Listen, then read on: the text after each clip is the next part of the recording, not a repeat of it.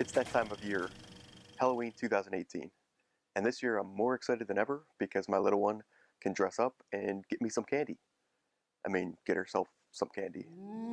Happy Halloween, and let's take a look at a new treat in SOLIDWORKS 2019 that I think you might just like.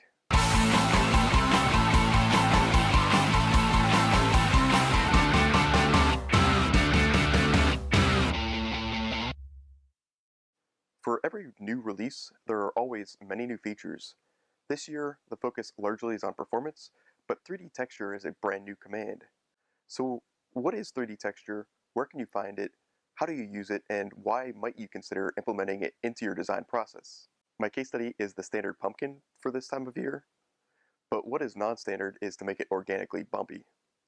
We first have to apply a texture, and this starts in two-dimensional space, ideally with a black and white image. We can simply drag a texture from the appearance pane as a dummy placeholder.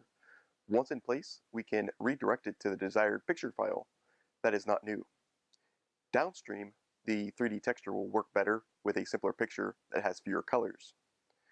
Once the texture is applied, I'll use the command search with the W key on the keyboard and type texture, and there it is, 3D texture brand new.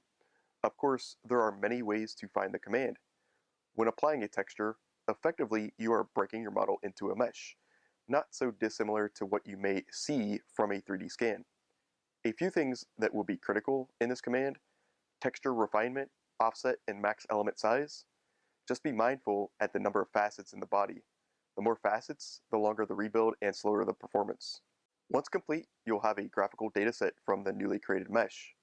At this point, you have something, but it's really not that usable if you want to make this. So I'll select it in the model tree and convert it to a solid body. And now you have something that you can 3D print. And this is not to be overlooked.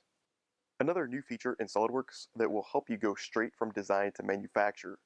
There are other processes that could potentially use this STL or OBJ file, not just printing plastic parts, but also metals with additive manufacture and others. I will note that this command is really cool, but it does have some important aspects to consider. When you break your model into facets or triangles, this no longer is a simple file. This could bottleneck performance even on simple textures. Additionally, going from graphical data to usable solids is not always an immediate process, and manipulation of this new solid data is not always possible with other parametric features. There it is, the final part. Trick or treat, happy Halloween, check out my next video.